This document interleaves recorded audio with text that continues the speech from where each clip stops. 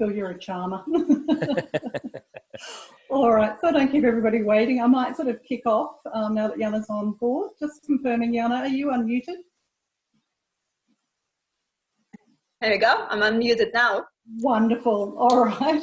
All right, we'll kick off. And I'll remember to hit the record button this time, which is a good start. So I just want to welcome everyone and thank you for joining us today.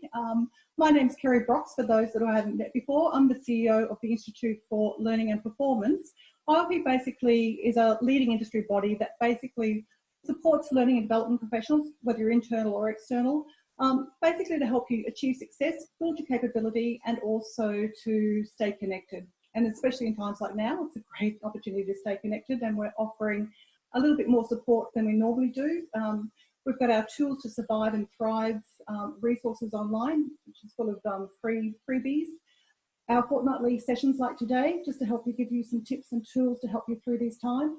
Tomorrow we're kicking off our member lounge, which is just a free event just to connect, chat. There's no selling, there's no judging. It's just, you know, saying hi, how we are, and checking in.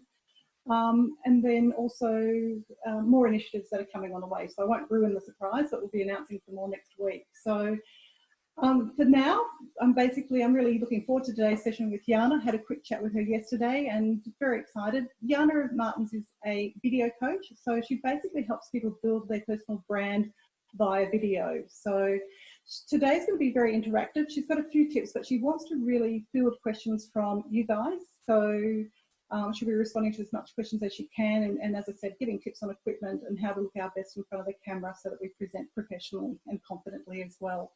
So she's happy to see you on video because that'll help her give some tips on which areas to have a look at.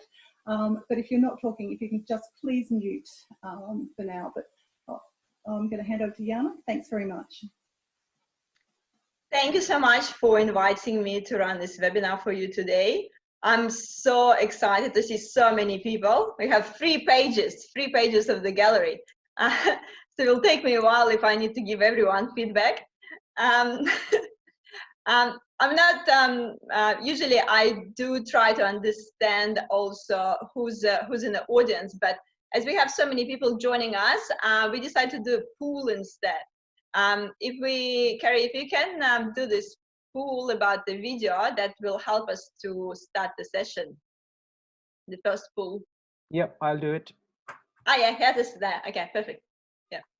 So basically, yeah. So the first poll is just to understand who's in the audience today, and the reason why you decide to join this session today. So just a quick understanding: are you running a lot of online webinars at the moment, Zoom sessions, or you actually thinking about maybe filming your online course, or you actually trying to be active on social media these days and want to create some content for maybe for your LinkedIn profile and so as well, and want to create some video content. So if you can choose some of these options, so I can see who's here and what you the most interested about. And we have a chat box free for me also. So, and we have a chat box, so please feel free to ask me as many questions in the chat box. So I'm gonna go through some tips and tricks in the beginning, but I want to really concentrate on your questions because it's better if I'll try to answer all your questions so everyone feel like they got information they wanted. But for the first probably 20 minutes, I'll just give you some common tips that I see quite common these days in online work. So we all know that many business relationships these days happens online, and even those that are face-to-face often started digitally. So, and you know, like when we're building any relationship face-to-face online, they actually build on the same principles, you know, credibility, trust, likability.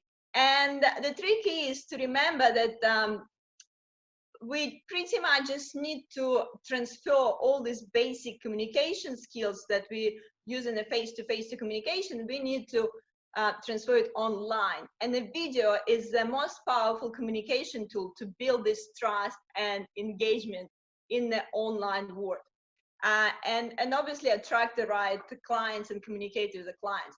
So what I'm encouraging you to do today is start looking at the video as a powerful communication tool, and it's just different medium to communicate with your audience.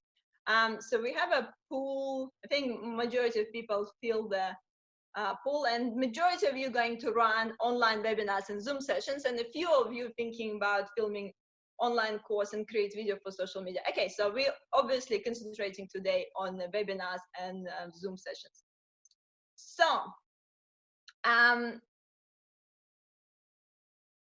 so as I said, yeah, video, a really powerful communication tool. And these days, usually, obviously with coronavirus, it's even more relevant to do videos because we don't see people face to face, and people want to see other people than, you know, than we're talking on a Zoom call and so on.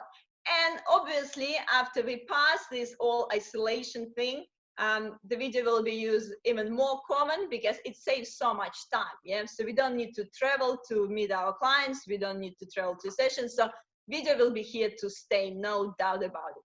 So, and I want to ask you, maybe, I think Bill actually gave me an example yesterday, but I want to ask you guys, have you in the last week seen a video on social media, or maybe been in a Zoom call, saw someone on a Zoom call and think like, oh my God, like really?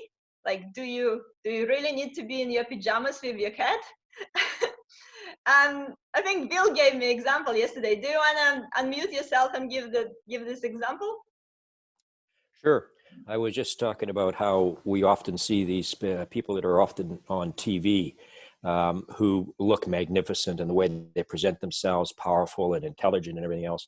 But I was watching an example of that would be Gil McLaughlin, the head of the AFL. And yet the other day he was on and he seemed to be in a T-shirt and dags and hadn't shaven. And so it was a totally different side. And I said to Yana, I just think it's very comical to see a situation where people who present online in video suddenly feel that just because they're at home, they can sit around in scruffy necks and have the kids playing in the background. So I just thought that was interesting. Yeah. So obviously at the moment with the coronavirus situation, we are forgiving. We are a bit forgiving with the visuals because we all know that, you know, a lot of us work from home. But I want you to think about that actually, especially if we haven't met someone in real life before, then you see themselves in the video, all the visuals will affect your first impression of this person. And the visuals, like if in the real life, the person can fully see you, you know, can see your nonverbal communication.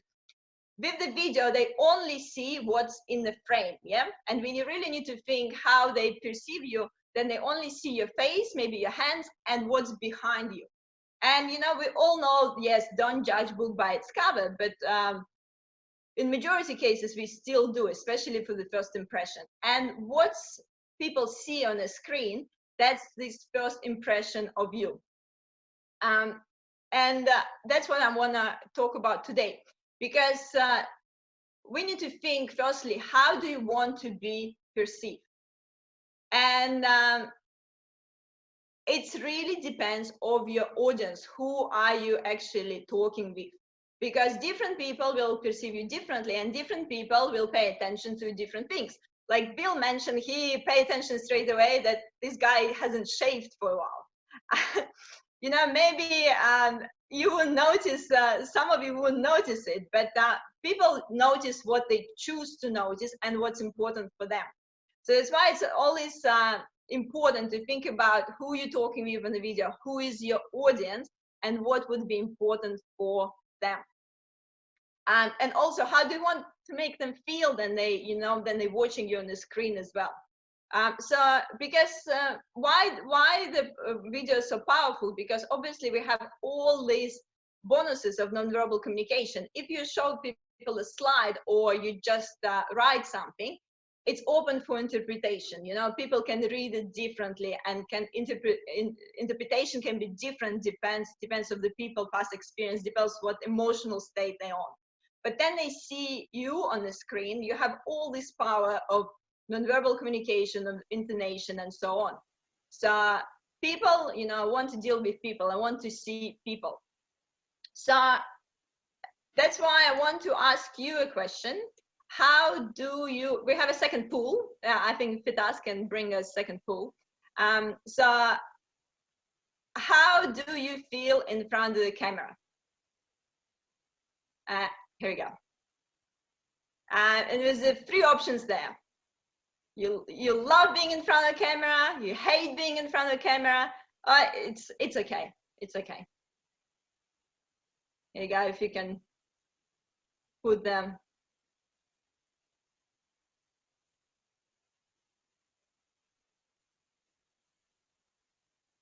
So how do I get the poll, Tara? You can't see the poll? Is everyone seeing the poll now? I think so. Yeah. So the poll is there, and I can see the results. I'm going to share the result once it ends. Okay. Mm-hmm. So give us 10 more seconds, probably. 10 more seconds, yeah. Yeah. Sounds good. While we're doing the poll, I actually can see some questions here. About the background. We'll get to the background. Yep. Okay, and I'm ending the poll now and sharing the result. So there's a few people who love being in front of the camera, a few who hate it, and majority okay with this. Good start, good start. So actually, who said that they hate being in front of the camera? Do you mind to write in the comments in the chat box why? Yeah. So because I would love to actually respond to some of the objections, because I hear from people quite often that, oh, I don't want to be in front of the camera, you know, I have a face for the radio, I don't want to, you know, look unprofessional, I don't want to, you know, put myself out there, and things like this. So whoever said that they don't really like to be in front of the camera or not really particularly enjoying it, can you give me some objections? Yeah, why you feel like, you know, it's not really so exciting? Oh, that's a good one. I'm lazy to dress for the occasion. That's not a good objections, because think about it, then you go to network event, you do dress up, you might not overly dress up, but I would always treat the video as a network event. So you think about you wearing something, same if you would go and meet some people for the first time or not for the first time. So you think about your audience and you dress up accordingly. So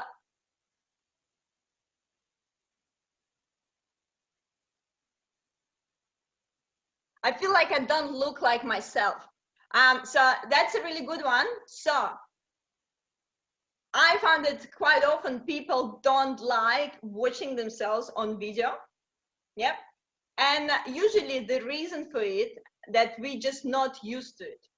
It's the same with the photos. Some people don't like photos on themselves. So it's the same principles. This principle is called, if we want to know the term for it, it's called me exposure. Yeah, as more we exposed to something, as more we used to it, as more we're familiar with something, as more we like it.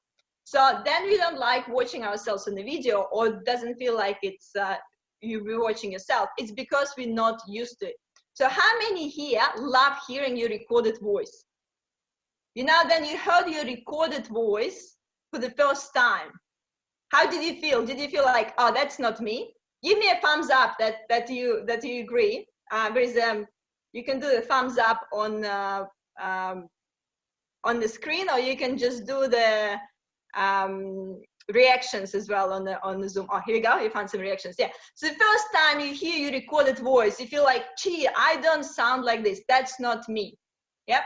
And the reason for it is because you're not used to it. You can't hear yourself from the other side. Yeah, you used to hear your voice from inside. So that's pretty much the same. Then you look at yourself on the video, because you're not used to see yourself from another side. So there's and obviously the easiest way to fix it is start doing it and filming yourself more and watching yourself on the screen more. So the easiest way to practice, you can practice even with your friends and family. Just calling your friends on Skype, on FaceTime or WhatsApp, and then you're calling to your friends, look at yourself on the screen and adjust. Like I'm telling you, it's in the beginning might feel uncomfortable, but you will also notice that all this exercise with the video actually help you to discover some things about yourself. It's a great exercise for self-acceptance too. So because when we look at ourselves in the video, what we love to do, we love to critique ourselves and think like, oh my God, that doesn't look right. I have a bad headache. Look at this pimple. Look at this. Like, and you know what? We're often doing the same. Then we look at ourselves in the mirror. Yeah. So, you know, then we go to the mirror. We usually go to, you know, adjust some things and stuff. So the mirror is a really good friend for you to start before you're filming videos as well. Go to the mirror and tell yourself a compliment. If you used to tell yourself compliments and you look at the mirror, then you look at yourself on the video, you start actually noticing a good thing, not a bad thing. So that's addressing about being in front of the camera and not like how you look on the camera. So what are other people comments here? Sound like my mom. So it feels like everyone is judging me. Great comment. Notice it so many times. So the thing is with the camera and with the video, there is no such a thing as camera phobia. The camera phobia doesn't exist. Yeah, there is no such a thing in psychology. So all the fears that related to being in front of the camera, it's all social fears. It's a fear of being judged, fear of being seen. And usually the fear of being judged comes from, obviously, you know, from comment, but what's the easiest way to stop being scared of being judged?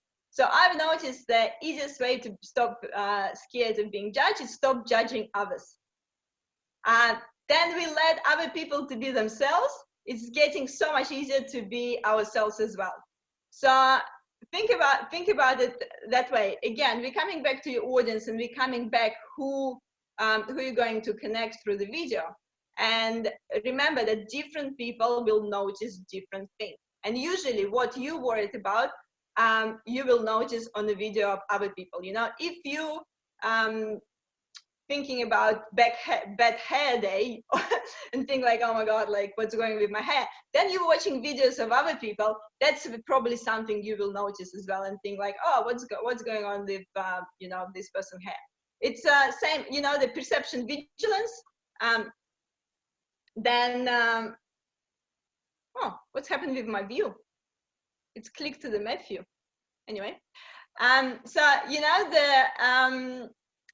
that when perception vigilance, when we thinking about suddenly start noticing something, you know, then you, for example, buying a new car, you went to a dealership, you picked the car, you know, red BMW, you drive out to a dealership, and what do you see around? Everywhere, red BMWs everywhere.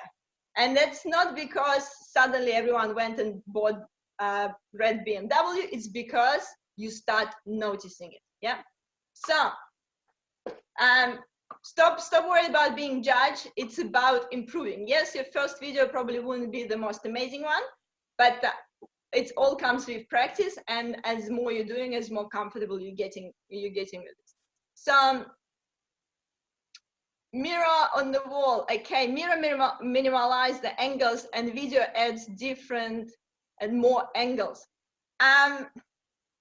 So it's true and not true in some way, because on the video you can really control your frame, and you really control what will be in the frame and what won't be in the frame, because on the video it's actually less than you would see with your two eyes.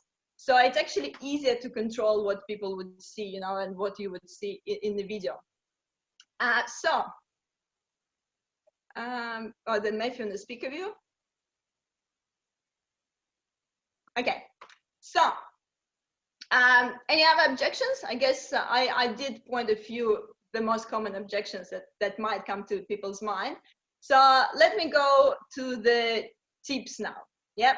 So when we're thinking about, getting in front of camera and, filming video or just going in a Zoom call, there are a few things we want to think about. Yeah, so obviously getting ready for it. You don't want to get caught on a video call and you still, moving everything around. So, you're treating it as going into meeting. So once you click this join the meeting button, you're ready to go. Yeah, you already adjust all the things. You're not just, finishing eating your breakfast and things like this. So how we usually set up, the easiest setup, and I'm not talking about setting up some, movie scene here or something like this. So there are a few things that we need to think about regarding visuals. It's lighting and background. Yeah, lighting. Again, the easiest thing to do with the lighting is just put the source of the light in front of you. That's all you need to do. So if you be able to organize your workspace that you're facing the window, that's the best, because usually natural light, the most flattering. And what you want the light coming from the front to lighten up your face, because your face is the most important part of the video for your video call or for your content. People want clearly see your face. Yep. So of course, if you know a bit more about lighting, you can experiment with the lighting and put like background, but I'm talking about basic quick tips. Make sure the light is in front of you. And here we go. I have the perfect example. If you don't have any, professional lighting or anything, grab any lamp that you have in your house, put a piece of paper on top of it to diffuse the light. So you don't put the lamp staying in your face. You diffuse the light with a little piece of paper, so it's not as harsh. And what you do, you just put it in front of you, just next to your computer. So you actually have some light on your face. Because most of the time what's happening, we have ceiling lights, and if you have a light from the top, what you're usually getting, I'm not sure if it will show. If you have a light from the top, first thing you will get is a shadow under your eyes. And if you like light coming from both, you get different shadows. It's like light make a massive difference in something we don't really think about in everyday life, but light is quite important. And as I said, you don't need to create any like movie setup. Just make sure you have a light in front of you. In my situation here, I do have a softbox in front of me. I actually do have a piece of professional lighting in front of me. But often, majority of my videos, I do film just with the natural light from my window because I like it the most. And then once you decide with the light, then you adjust your background. So ideal situation, if you can set up your space at the window in front of you, and then you adjust your background behind you. With the background, so usually, again, background, what it help you? It help you to get this first impression, catch people's attention, and tell a bit of a story about yourself too. Yeah. So obviously you think about what kind of impression you want to get to people. If it's more like an office environment, I wouldn't say that my background is the most amazing one, but I think it just tell the basic story. Yeah. So it's kind of the office environment. And what I've tried to do with my background here, do you see the rule of thirds? I don't know if you ever heard the rule of thirds, but basic explanation of the rule of thirds, and we're putting everything in the background along the thirds. The lines on my shells, they kind of splitting the screen on 3 parts. So if you have some picture behind you or something, try to feel the third of your background. The rule of thirds is just a really basic rule of the composition, and it usually works quite well with the backgrounds. And also, if you be able to move a bit away from the background, if you have some space in the office, it's even better. So you're not sticking right against the wall in your office. You have a bit of a space between. So if you don't have any like shelves or anything to put behind, you can put put something on the wall behind you, maybe like it could be just your certificates or some pictures. You know, you can think about you know, putting your reward in the frame or something like this. So next important thing, once you decide with lighting in the background, another important thing is position your camera on your eye level. Yeah, because often we see this, yeah, someone calling you and they just put their phone on the table or something, and you end up looking up in people's nostrils. And that's not really the most flattering position either, because, you know, no one really looked that great than looking from up. And also, you don't want to place it too high, because then you're placing too high, it's send this like submissive message. Yeah, it's same like in the real life. You know, you won't be kind of on the same level with the person, so that might look too dominant as well. Then you then it's too high, it looks a bit too submissive. So think about as more you can get your camera on the eye level, as more you're on the same level with your audience, as more engaging you are, and usually it's the most flattering angle as well. So yeah, the most common mistakes usually are the people camera is way too low. Then they don't think about you know, the positioning. So yeah, light in front of you, adjust the background, put the camera on the eye level. Yeah, so that's a basic setup. What I usually do, I just have a box that I put under my laptop, or if I'm filming something on my phone, I have a little tripod like this. I got on eBay for $15. Yeah, don't need to, you know, spend much money on that one. So after that, yeah, so after this kind of setup, so what else is, make sure when you're running the like Zoom session or something, try to look at the camera. Could be tricky, because you want to look at your participants as well, but you need to remember that then you're delivering something, you actually need to look at the camera, not at the screen or anywhere else. And if you have some notes, so if you're like reading notes or making notes, try on your screen, on your computer, position this note as close as possible to the camera. Yes, so that it doesn't look like you're looking off camera too often. And you know, so it's kind of gazing to the audience, and then coming back, looking at the camera. Again, to create this eye contact, because it feels strange. Yeah, you think you're looking at the people on the screen, but then they're looking at the video. It feels like, you know, you're looking sideways or somewhere or down. And the worst thing is you're looking down, because if you're looking down, you know, at your notes or somewhere, people can't see where you're looking at. You know, in the real life, they would see that it's your notes there. On the video, they don't know where you're looking at. And usually then people look down, it looks a bit unconfident. Yeah, you're getting this feeling that, you know, person not sure, you know, looking down. If you're looking up too much, yes, so we all know that looking up often means that trying to remember something, but it also can be interpretation can be that you're lying as well, because, you know, then you're trying to remember something and looking up, that gives this impression. So be careful at gazing too much, yeah, then you in front of the computer. Try to stick to looking at the screen or at the camera. Yep, so that's help you to create more engagement.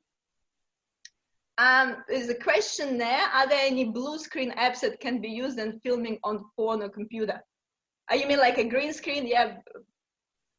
Yes, there are, but I honestly don't use them. I don't like green screen,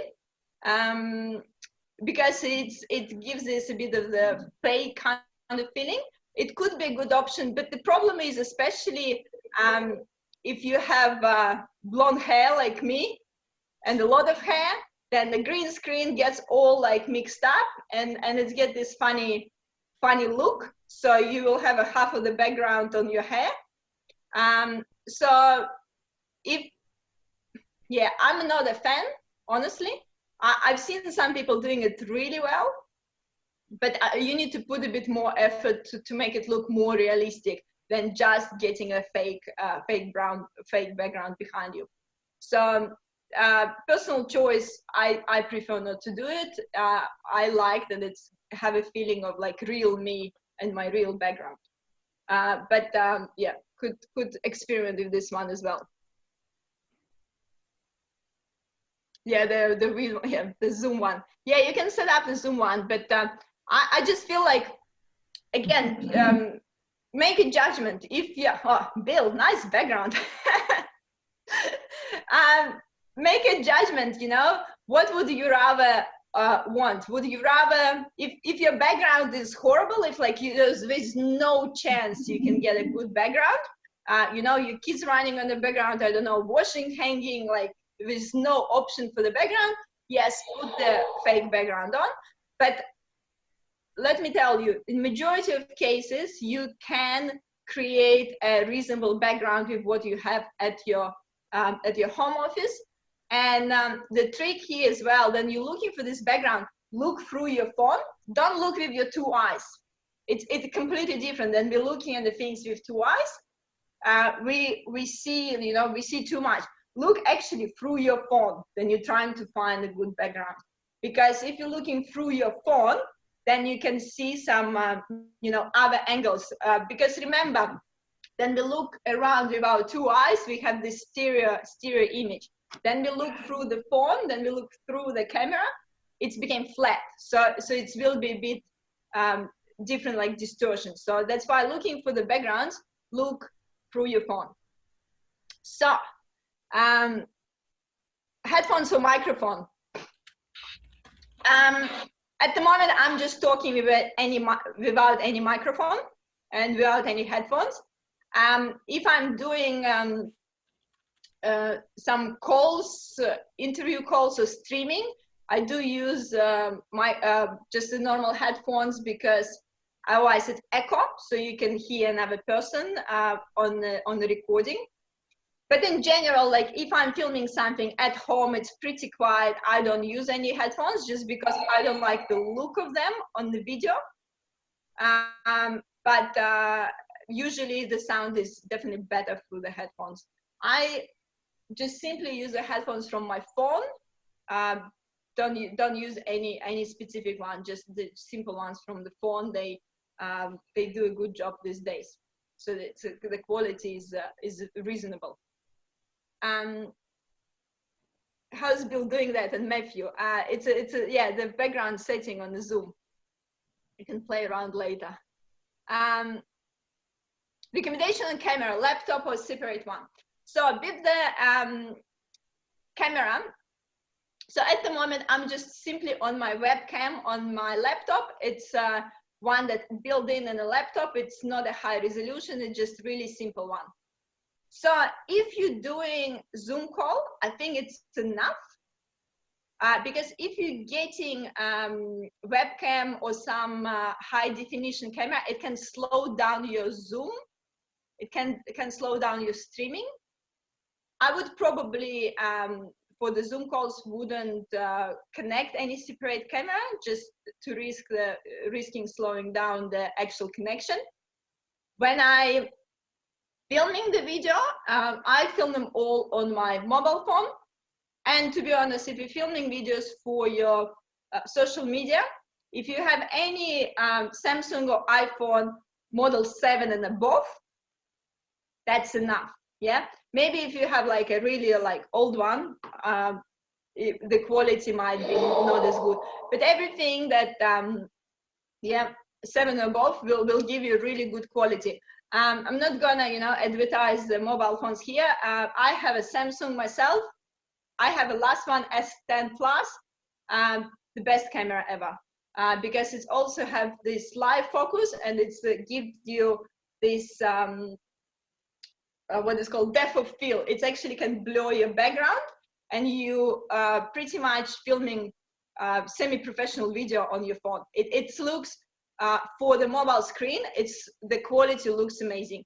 So definitely don't need any high definition camera. If you really want to upgrade, just upgrade to the newest model of the whatever Samsung or iPhone or whatever is out there.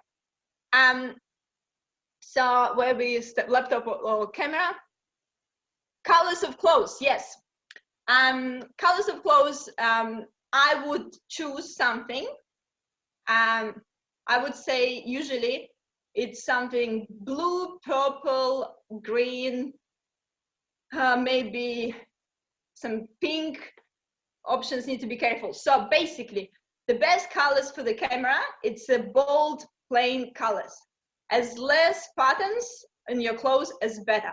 Especially avoid any stripes or check, anything like too busy. So avoid everything busy, plain colors, and so it's something that you comfortable with as well, and something that looks good in the camera. So basically, because most of the time it's just the top half of the clothes, just pay attention. I guess the most you need to pay attention to the neckline, because the neckline on your clothes can also influence the shape of your face, like the shape, shape of the body. So I would pay attention, and if you're picking a clothes, go for bold colors and pay a bit of attention of the neckline. So it's basically something that contrasting your skin and complementing your eyes.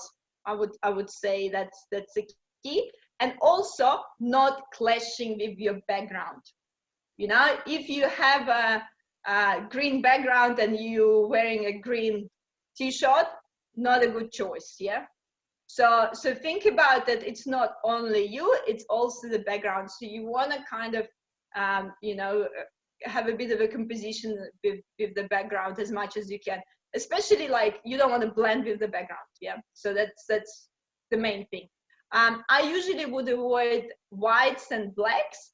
Why would we avoid it? Just because depends on the exposure, depends on the video. White can be gray and black can be gray. And if you decide to edit video after, depends if you're changing like brightness and stuff, the color might change. So especially if you're like, filming something that you're gonna use quite often more, like I would avoid black and whites, just majority of time.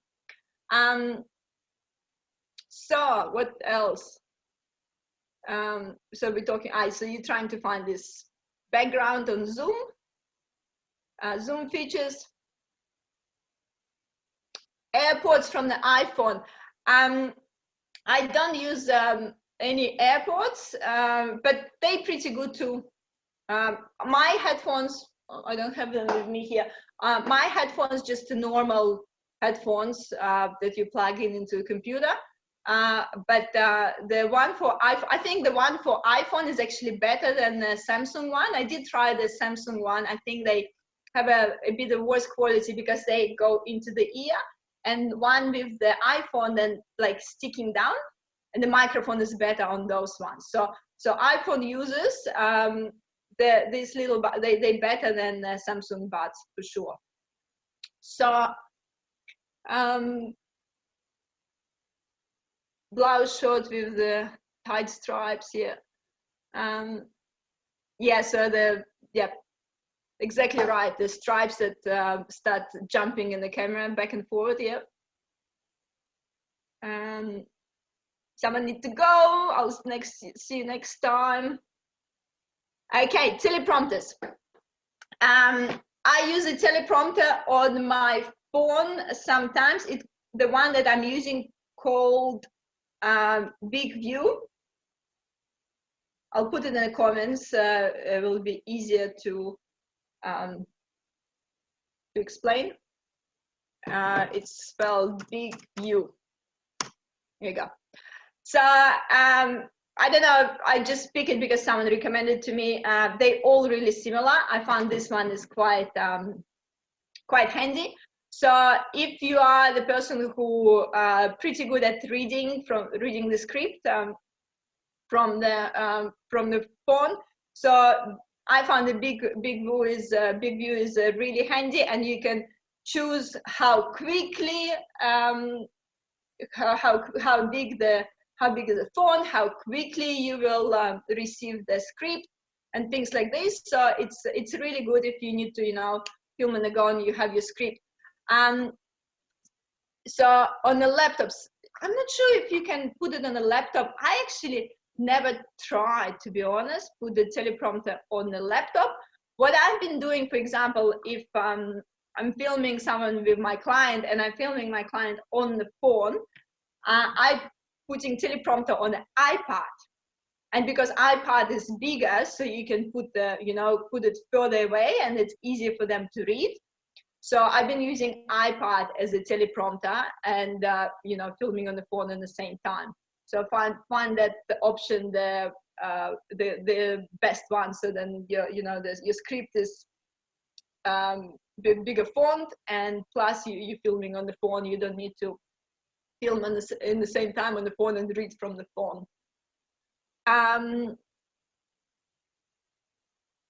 So external microphone that's filming on the phone. Again, I don't use any external microphone and I'm filming on the phone. If I'm filming at home or in a quiet office, the sound quality is pretty good. If I'm outside and it's, like some sort of noise, then I'm using my headphones. Again, just the normal headphones from the phone.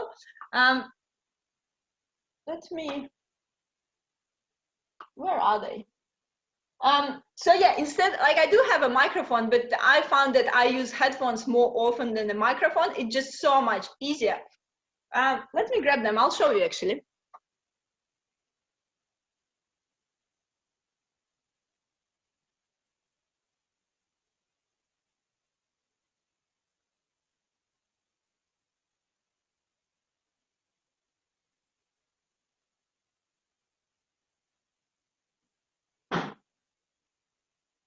Everyone just talk amongst yourselves there.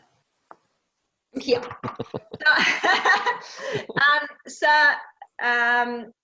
I'm just, of course you can upgrade. You can upgrade to a camera. You can upgrade to a microphone. You can upgrade to professional lighting. You can upgrade to the green screen. You can upgrade. That's like, there is no, limit on that. But we're talking about how to make it, quick and easy. So you have your headphones. On your headphones, you have a microphone, yeah, here, because that's your phones, that's your microphone.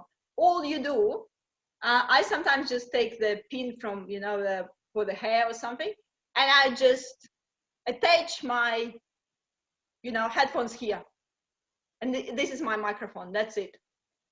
The simplest, easiest solution. If I'm out and about and I want to film the video somewhere outside, that's all I do. I can even put it under so I don't see it. I just pin it to my top, and here we go. Here's my microphone, and I film it this way.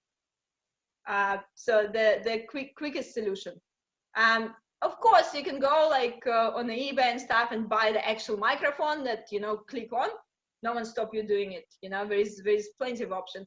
This is the free option. Yeah, I love free options. So tips for teleprompter. So where we're at the big view. Big view. I just put the I put it to Bill, not to everyone. Sorry. That's the name for the teleprompter. Big view. Here we go. So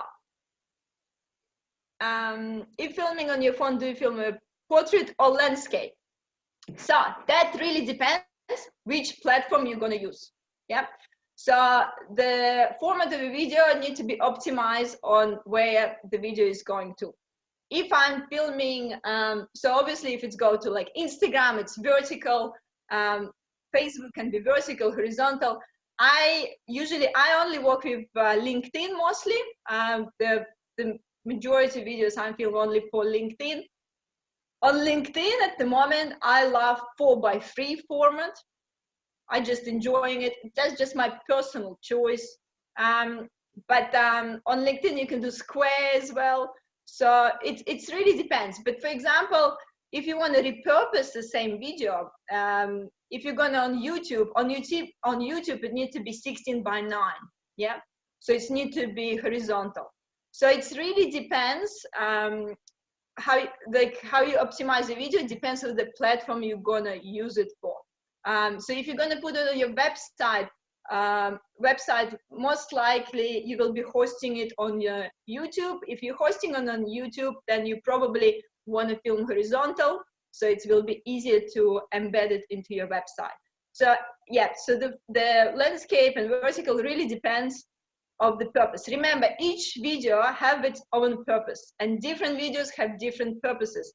So every time I'm about to film the video, I think about what's my return on investment, yeah? How much time I want to spend filming this video. If I'm just doing it for, you know, my LinkedIn post, I'm not gonna like spend time edit it and like setting up and things like this, you know, like if it's a video that's gonna live for a few days on my timeline, I'm not gonna put much effort. But if it's a video that's gonna sit there, evergreen, you know, with the content I'm gonna repurpose, like I'll put more time, I'll put more, you know, effort into setting up and so on. So I always think about like, what's the lifespan of my video? What's the return on investment? And then I decide with the format and the equipment I will use and so on. So, portrait on landscape. So if you film a landscape, it's better for editing an iMovie. It works well on YouTube and our social media, correct?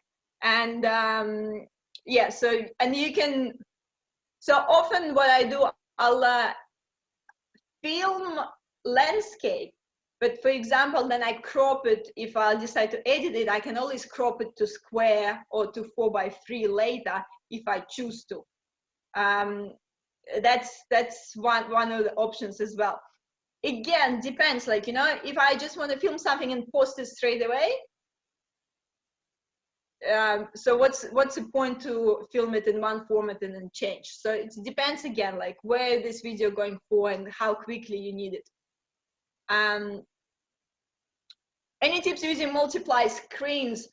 You mean if you're trying to work and take notes on one monitor and using another one? I guess that's the question. Yes. Yeah. So that's tricky because you can't really look at another monitor if your camera on this monitor. So because you kind of need to look always into the camera. And I've been on a Zoom call before, then the person was always looking somewhere else, and it's felt disturbing because it felt like the person don't really engage with me, but the person was actually looking at another screen and another monitor because majority of the notes and stuff was on another monitor. This is tricky, so I would always recommend whatever you need at the moment to have it on the monitor where your camera is, so that you can still engage with people. Put one behind the other, that's a good idea. Yeah, why not? So you definitely, as like one above another, that's probably even better. That works actually really well if you have one monitor on top of another monitor and your camera right in the middle.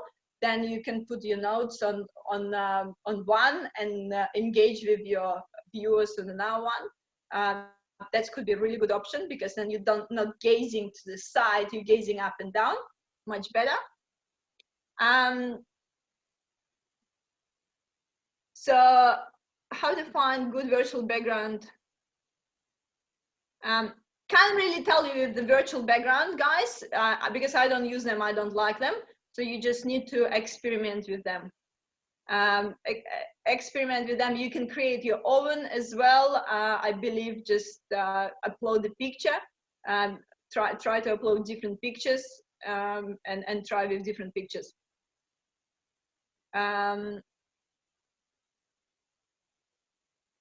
Drawn a flip chart and someone used their iPad very effectively in conjunction with their laptop. So yeah, I think this question is related again to using few monitors and a flip chart. Look, you need to play it around where is your camera, that you don't really looking off the side for too often. Yeah. so that you still engaging with the camera, trying to engage in the camera most of the time.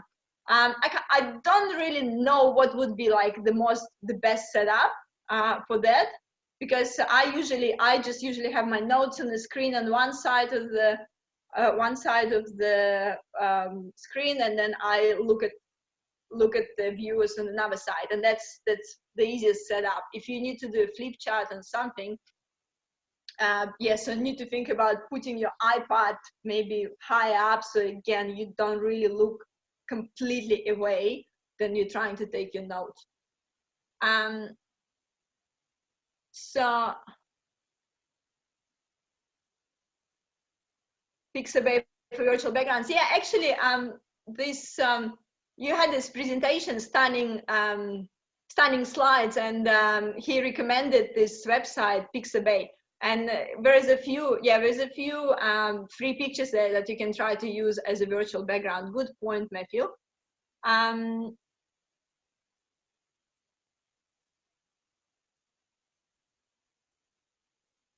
Okay, so and then it's a conversation about whiteboards and butcher papers. Yeah, I'm probably not the expert on this one. How to best organize the space around with the virtual whiteboard. So the point is actually that you need to think about also where you're looking all the time and where is your camera up. And one more thing that I want to mention. Also use your hands. Yeah, so not always, but it is important that you then you're talking in front of the camera, you incorporate your hand gestures as well. It's because it's a part of your non-verbal communication, and we do pay a lot of attention to people's hands and people's speaking, because hands gestures really strongly correlated to your thinking and speaking. So in real life, obviously, we see hands every time. Then we on the screen, again, like you need to see, are your hands in the frame or not? Yeah, because if it's just your head, it's just a talking head, yeah? And people can't really see your hands. So sometimes it's a good practice, if you're really delivering some sort of presentation through the video, make sure that you're a bit further, that you can incorporate your hand movements into the video as well. And that helps you to send your message more clearly, because we used to look at the people's hands. You probably know sometimes, and you look at some speakers, public speakers who come to the stage and they just grab the podium and not letting it go. And you feel like this speaker is really nervous because they're just standing on one spot and not using their hands. And once someone is more confident speaker, they start walking around, they start engaging with the audience. It's a similar thing, Then we start filming videos, I often see people just, like tense their hands and put them alongside of the body, or like grabbing the desk. That's all signs of, you being uncomfortable, and people can pick it up on the screen as well. So learn to use your hands naturally when you're in front of the camera as well. And the easiest way to practice it, again, is a mirror. And one thing you can do is go to the mirror and tell yourself some story that you told yourself millions times before, so you don't need to think about the actual story. And you can notice what your hands are doing, and how you naturally move your hands, because we all have a bit of a different hands movement. Someone is a bit more expressive, someone is less. So obviously it's picking your style, because it is part of how people might perceive you, and part of your nonverbal communication, and as a result your personality as well, because that's what people would see in the video. I need to wrap up. It's 3 minutes to 5. Okay, so I guess I need to wrap up. So that's pretty much the main things I wanted to tell you. I guess last question. If anyone have any last question before we wrapping up the session. Silence. So, and also, I guess the last thing we can do before we finish it, if anyone want to be my volunteer as well, we still have so many people. How exciting! Does anyone want to be my volunteer? And I can give you quick tips just looking at the screen at the moment. And Helen, you want to be a volunteer? And unmute yourself. Okay. Okay. So just a quick tips from what I see at the moment. So your camera is a bit too low. Yeah. So it's definitely not on your eye level. So you definitely can raise your camera a little bit. So the light is going from the side at the moment. And from above. Okay. Yep. So the side, like, yep. So I've got a light straight up here, and I've got a light over there. But I've also in front of a window, which I did open before, but it's most probably getting a bit darker. That the natural light isn't coming in very much. Yeah. So I guess then it's during the day. It will be enough natural light, and I would advise you to switch off your ceiling lights. And face the window, because sometimes the artificial lighting can be quite strong and create the shadows we don't want to, and we only want to keep the light from the window if it's still not dark outside, because at the moment it's really dark where I'm sitting as well.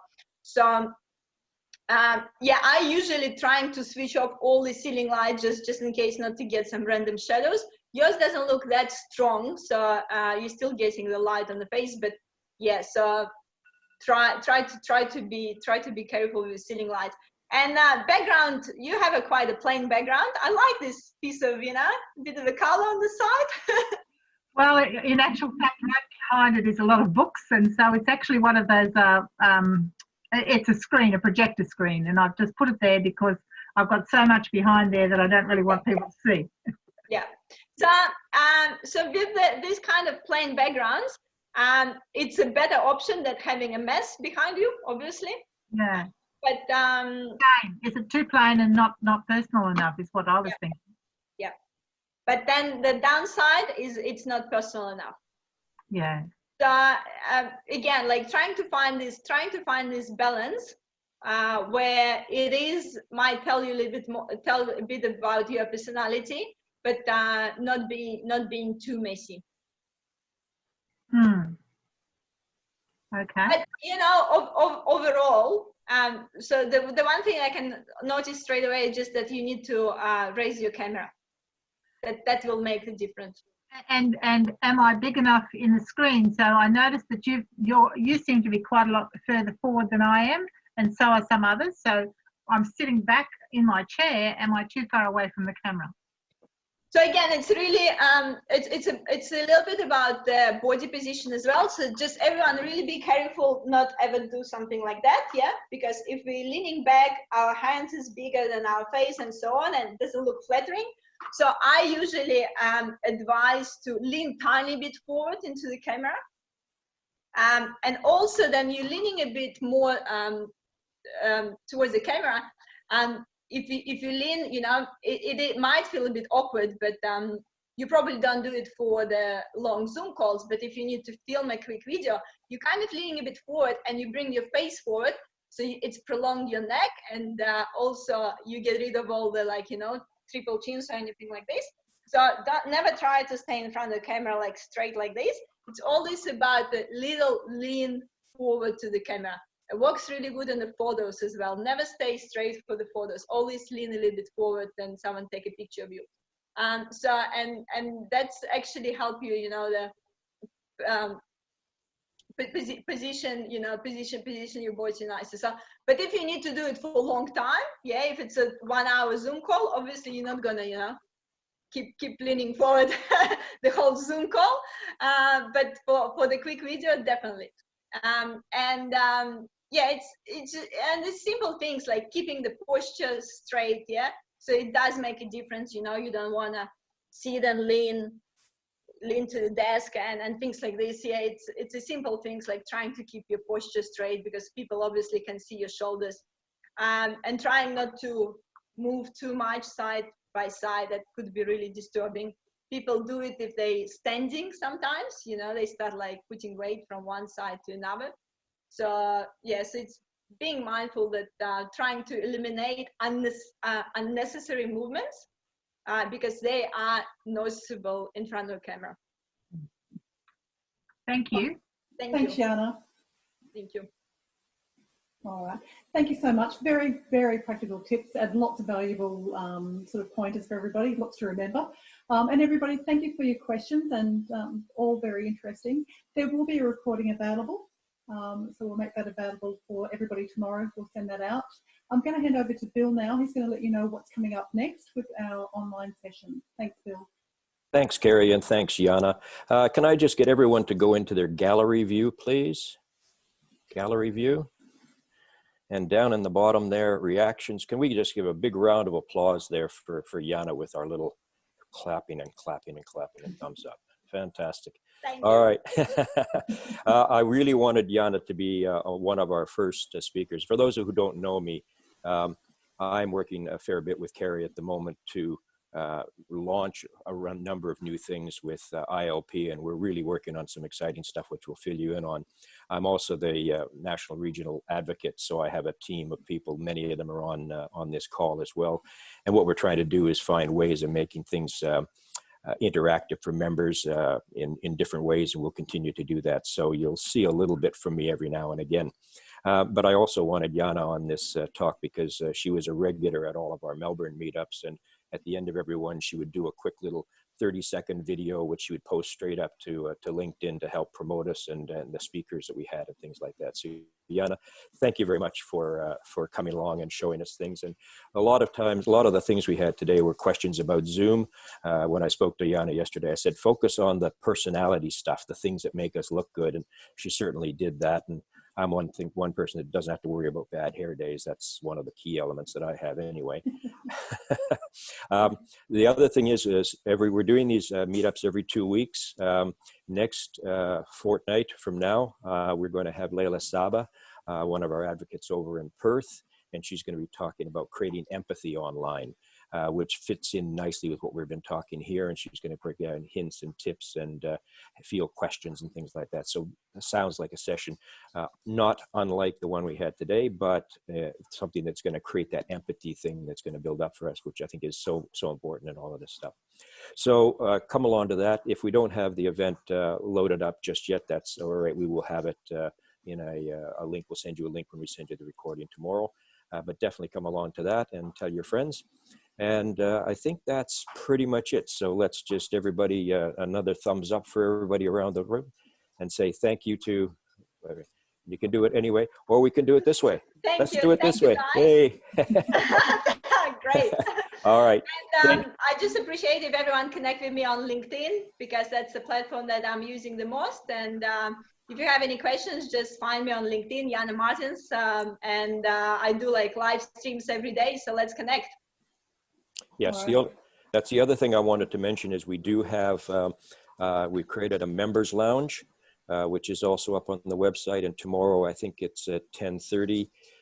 We have a members lounge, and it's basically not a presentation. It's anybody who wants to join in, just join in, and we'll have a cup of coffee together and have a bit of a chat. So we're going to be doing those every week as well.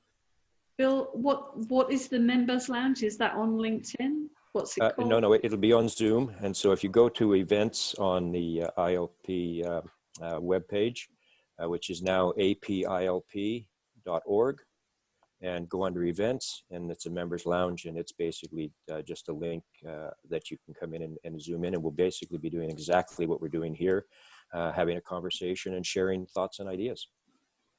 And it's a drop in, drop out, so people can come and go. It's just like a coffee drop in.